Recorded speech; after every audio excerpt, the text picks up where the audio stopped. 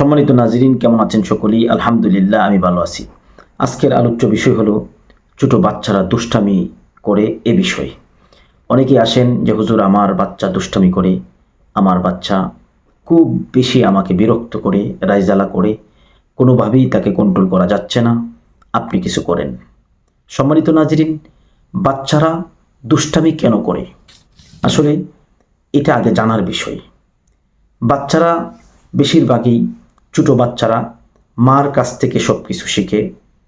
মায়ের স্বভাব সন্তানের স্বভাব, মায়ের চরিত্র সন্তানের চরিত্র, মায়ের কথাবার্তা সন্তানের কথাবার্তা, মায়ের যা কিছু আছে সবগুলোই বাচ্চারা পায়। সম্মানিত নাজরিন, আজকে আমরা যখন সন্তান গর্ভে আসে, আমাদের বোনদের, আমাদের মাদের অনেকেই দেখা যায় কি আল্লাহ তাআলার হুকুমকে অমান্য করি, নবীর সুন্নাহ অনুযায়ী চলি না, বিশেষ করে পর্দাটাকে মানিই না। অথচ প্রতিটা নারীর উপরে পর্দা করা ফরজ বিধান। আমরা সন্তানকে পেটে নিয়ে আমরা সিনেমা দেখতেছি, টিভি দেখতেছি, মোবাইল দেখতেছি, অশ্লীল ছবি দেখতেছি, গান বাজনা শুনতেছি, আরও ইত্যাদি ইত্যাদি।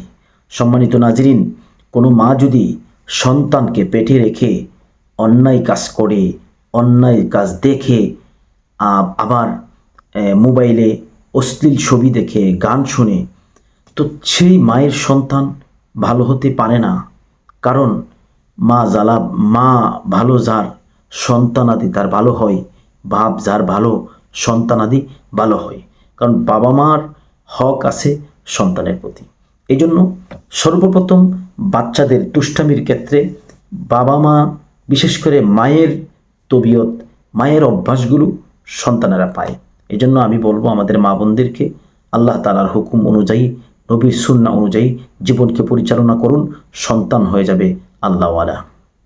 এছাড়া জিন্নাতের কারণেও সন্তান দুষ্টামি করে, মাথা গরম থাকে, উশৃঙ্খলতম করে, তাদের জন্য এই যে উপরে একটা নকশা দিছি, এই নকশাটা আপনি সূর্য উদয়ের সময় লিখবেন 11 পিস কাগজে।